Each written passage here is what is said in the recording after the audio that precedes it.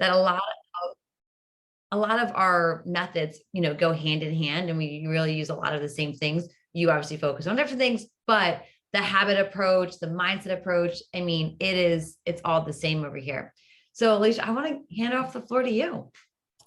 Yeah, well, thank you so much for having me on today. I'm excited to talk to you guys about the topic of exercise, especially because my own personal relationship with exercise has definitely taken on many shapes and forms and has drastically changed over the years. So I have gone from really not doing any sort of exercise and really just being that like quote unquote couch potato. There were definitely times that I think I started diets, right? I would see those things on the magazines of like 6 weeks to a bikini body or, just all of these things. And I would find myself kind of getting started for a couple of days and then not seeing results, getting defeated and kind of stopping, right? Right. So I went kind of from that place to then stepping on stage as a figure competitor, running 5Ks, 10Ks, all the way up to even a half marathon, which that totally blew my mind because I never saw myself as a runner. I just had so many, I think, limiting beliefs about myself. And so while, I'll kind of get into this a little bit more, but there were just so many positive things that came out of doing these things in the fitness arena that then transferred into my life in other ways. And I actually ended up loving fitness so much that I ended up leaving my work as a hairstylist to go back to school to get my degree in exercise science. I studied nutrition, studied behavior change. And I really had just seen firsthand how exercise and starting to take care of my body, take care of myself in this way, really started to change the way that I viewed myself, the way that I felt about myself, but ultimately ended up changing my life and the way that I was showing up in my life. Yeah. So that was, that was huge. And so I just love that I get to kind of share that now with other people. I love that. I think so many people can relate to that mindset again of once you start showing up for yourself, the boundaries that you create with that, and you're really living proof of that. I think that's so great. Yeah. And I think, there are, like I said, those really positive things that can come out of exercise, right? Like, doing a specific challenge or starting a workout program or something like that. I think that there's a lot to be said for that in cultivating, the self-discipline, the focus, being able to really focus and stick with a goal for a long period of time. And that was a lesson I distinctly remember when I signed up for that figure competition. It was like, man, like, I don't know if I could stick with something like this for, 12 weeks, 15 weeks, whatever that prep time was. And I distinctly have this memory of like, that was part of the reason that I wanted to go for that.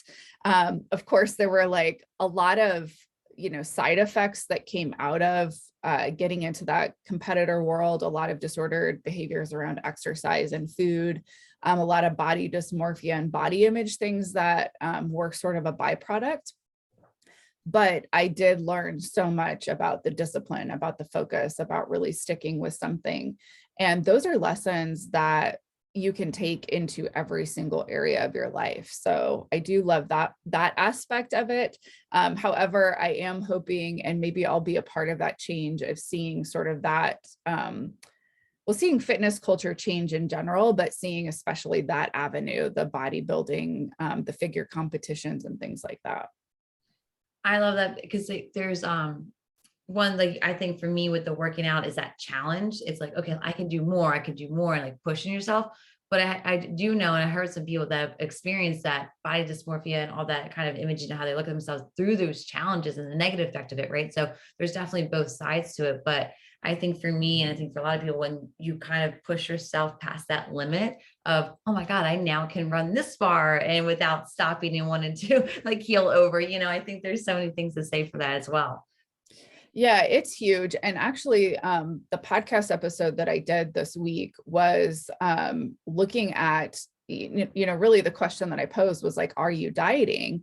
And let's look at not necessarily just the behaviors, but let's look at the motives and the motivations, and really like that mindset and that heart space that you're coming from, and why you're working out, why you're maybe making some nutrition changes and those kinds of things.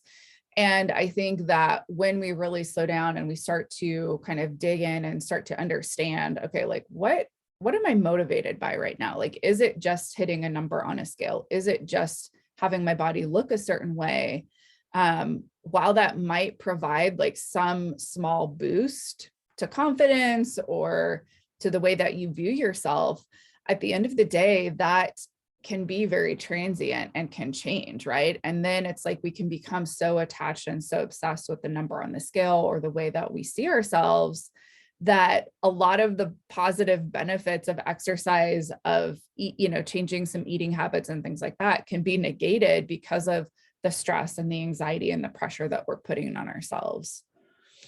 Oh, wow. I think you said a lot there, because I think it's our first reaction. Oh, I'm going to do it because I have a wedding, or, the summer vacation's coming up, or, I just want to be able to fit in these clothes again. But you're saying there's so much more in the sense of the mindset, and make sure that we're not actually just dieting, but we're doing that lifestyle change.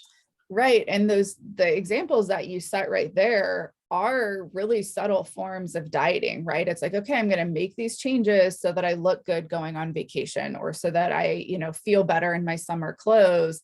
But then, come holiday season, the cookies are around, the drinks, all of this stuff. And all of those things kind of go out the window. And so that really is the work that I want, that I do with my clients, right? It's like, let's kind of break up with the behaviors of dieting, where it sort of is this cyclical thing, and let's find a healthy exercise program for you and that fits your life. Let's find some nutrition. What are the nutrition habits that you want to change and that you want to tweak and that you want to create? It really is about it becoming more of a lifestyle and less of this thing that is constantly like, starting and stopping, starting and stopping. You keep saying things like customize and creating habits for yourself. So do you feel there's not just one set lifestyle change or one set healthy way to live? Everybody's different, you're saying? Yeah, I think that is kind of one of the biggest misconceptions. And I feel really that the diet industry, the health industry, the fitness industry has let people down in that, right? It's like, do this, like keto, do intermittent fasting, low carb, it's like all of these different things. And we think like this is the one approach that's going to work for everybody. But the reality is that all diets, all workout programs work to an extent for certain people. In fact, a post that I just shared the other day was just it was just a graphic, right? But it's this idea that we could all eat and exercise the exact same way, and our bodies are still going to look different, because there are just natural changes, like body diversity is just a thing that exists. And when you look at your family, and you kind of look up generations, you'll see that like even sometimes within families, like I have a specific neighbor that I'm thinking of, and the dad is a little bit more slender, a little bit more petite. The mom, she's petite, but she's a little bit, rounder and things like that. And then you look at their 6 kids, they have 3 boys and 3 girls. 2 of the boys, their bodies look more like the dad. 1 boy, his body looks more like the mom. They have 3 girls. 2 of the girls, their body looks a little bit more like the mom. And then they have 1 daughter whose body resembles a little bit more of the dad's. Chances are they're not eating drastically different. They're not, it's not that the thinner ones are working out more or better or whatever. So I think we kind of have to detach from this idea that if I just followed that diet, if I just followed that workout program, for sure my body is going to look the same as all of these other people that are doing it. That's not how it works. We have a comment saying that they love that the body diversity that you mentioned, that, everyone's a little bit different. They like Yeah. that. And I think, I there's the whole anti-diet, which is basically, I mean, opposing like everything about diet culture. And I would agree, there's a lot of harmful messages out there in diet culture, toxic fitness culture, and things like that.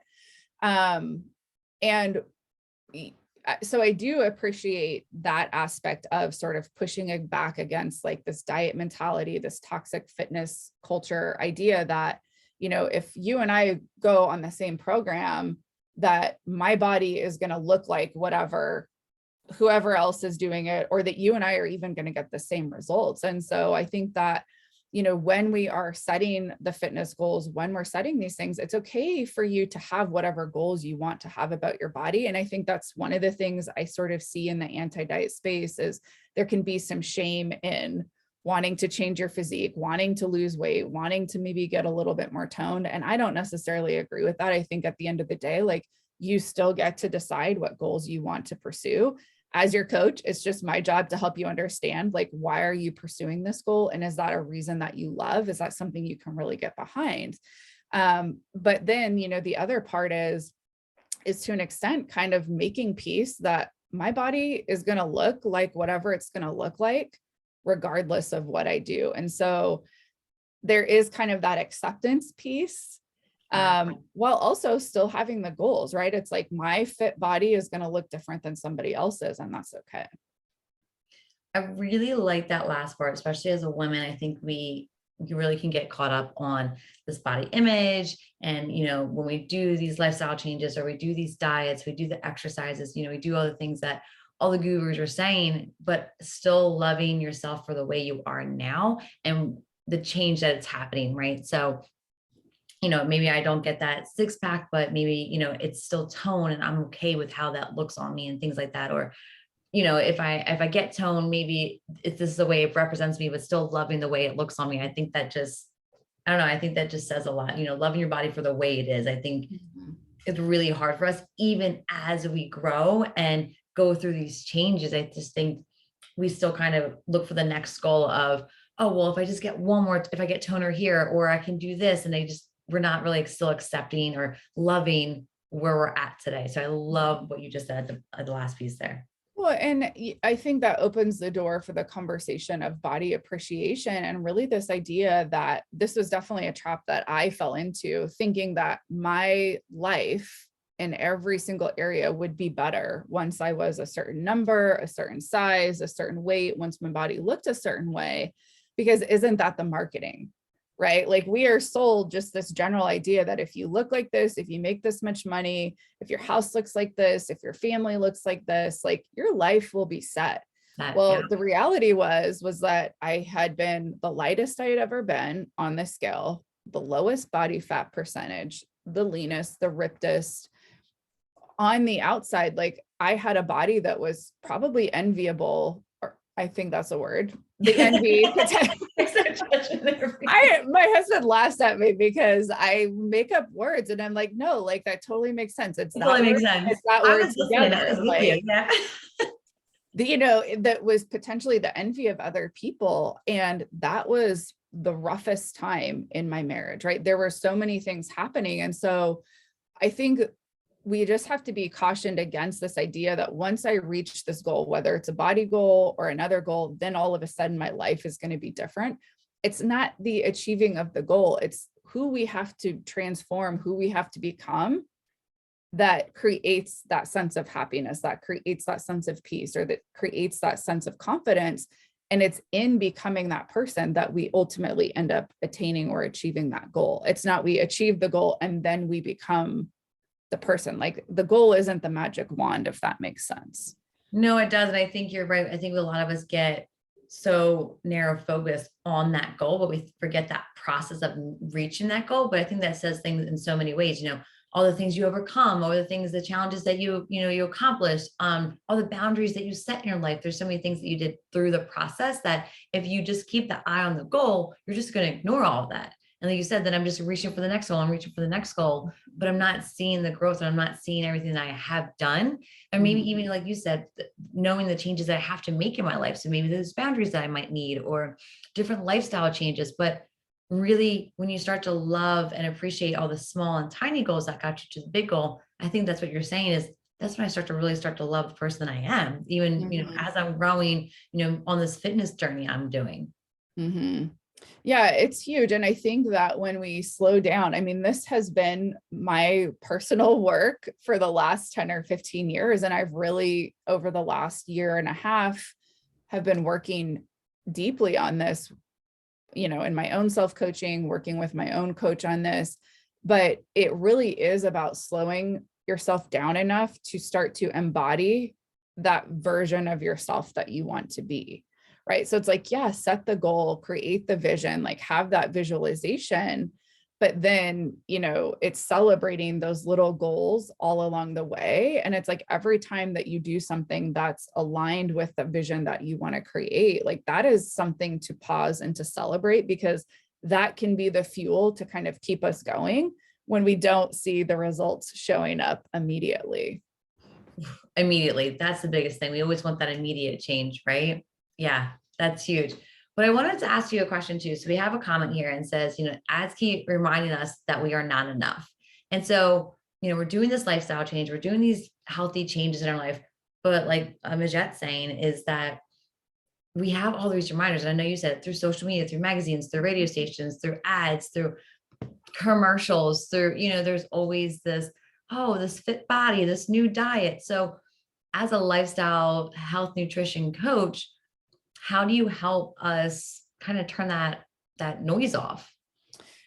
Yeah. I mean, I think obviously the first point that we could ever, the starting point for any sort of change really happens when we have this awareness of like, oh, wait a minute, like that is not necessarily reality, right? It's like just that first awareness of like, yeah, the ads are always reminding me that I'm not enough. Okay, well, now that I have this point of awareness, I can either continue to listen to the advertisement and I'm going to continue to pursue and buy and consume the products that are going to, quote, make me enough. Or I can recognize and I can see like, okay, wait a minute, there's something odd. Like every time I watch this ad, I start to feel sort of inadequate, or I start to feel like I need to do this, or I need to make this change to myself or to my life or whatever. So I think that first point, that first shift is just the awareness. And then when I work with my clients, we start to kind of examine and look at, like, in this particular arena, it's like, okay, well, what is the story that you have about yourself? What is the story that you have about your body or about food or about exercise? We start to examine essentially those belief systems, those stories that you have. Oh, yeah. And we look at, okay, well, where did that come from? Well, that was just what I grew up hearing. Like that was just what I grew up seeing as sort of being like normal or accepted behavior, or these were the good bodies, these were the bad bodies. Okay, well, let's start to kind of like poke at those a little bit and start to examine, like, is that what you want to continue to believe? Do you want to challenge that a little bit? Like, if you could believe anything about yourself, about your body right now, before it ever has to change or shrink or get more shredded, like, what do you want to believe about you? Wow. Right. And so it's starting to really, like, first we have to have that awareness, and then we start to kind of examine sort of the current stories. And then really the coaching process is rewriting that story, so that when I'm seeing these ads on Instagram, or I'm seeing, so-and-so post a weight loss transformation, my brain wants to go back to, like, remember how good life was? Like, remember how good you felt about yourself? But there was also that other reality that, my marriage was the like the most tense. There was just, I mean, there were so many other things. So I think we can kind of buy into that false sense of, oh yeah, that will just make me happy if I just pursue that. But it's like, especially if you've been there, Yeah. you can kind of reflect and be like, wait a minute, brain, I'm on to you. I love how you said that you brought the ads and the feelings together, because I think that says so much. Because is it basically bringing you joy? When I think about this ad, when I think about this next diet, is it bringing me that sense of joy and happiness? And a lot of the times it's not, because I'm trying to fix what is wrong with this new product or with this new diet, right? I recently heard this one saying, and I want to know your feelings on it. For you to love your body when it's fit or healthy, you have to love your body now. Yeah, I would definitely agree with that. And I think that I would say, let's tease out feelings of love, right? Because for some people, like it is hard to even imagine feeling good about your body, Yeah. right? So I think sometimes we kind of have to step back, and it's like you can love your body without feeling like bubbly and good and just like, oh my gosh, yeah, I just love the way that I look so much. But the way that you love your body is by taking care of it. It's by making sure that you're feeding it well, you're feeding it enough, because a lot of women are actually underfed, in the sense that we're so focused on calorie restriction and losing weight and not gaining weight that we're not even getting adequate nutrition in. So we want to make sure, am I doing the things, like, am I getting enough sleep? Am I managing my stress? And, are my relationships healthy? Do I have kind of a faith or a spiritual anchor? So what are the things that you need to do to sort of take care of yourself, to love yourself well? And then maybe you just work on appreciating the body that you have. That doesn't mean that you have to feel good about it, but it's like, can you stand in the mirror, or can you look at yourself and just be like, you know what? I have 2 arms. Like, great. What do these arms allow me to do in my life? Like, I can scoop my kids up. I can hug them. I can go play tennis, or pickleball's huge here in Oregon. So it's like, just like, what are the things that your arms allow you to do, rather than picking them apart? Or my legs, like that was a huge place of insecurity for me. I'm pretty short. My legs aren't very long. Naturally, my legs are a little bit more muscular, so a little bit stockier, thicker. Which ironically now, like, that's the trendy body. So I spent so many years trying to get the yoga body, whatever that was. And it was like, no matter what I did, my body was never going to look like somebody that was longer, had leaner limbs. But it's like, yeah, these legs, like, because of the muscle, I can jump high, I can run fast, so it's just like, start to cultivate an appreciation. But yeah, I think, like, you definitely have to start where you're at right now, because this goes back to the idea of like, well, I'll love my body when it's this size. Well, no, actually you won't, because you're going to still find the same things to pick apart. So that's where it really does have to start now, and it starts in the mind. I love the way you frame that.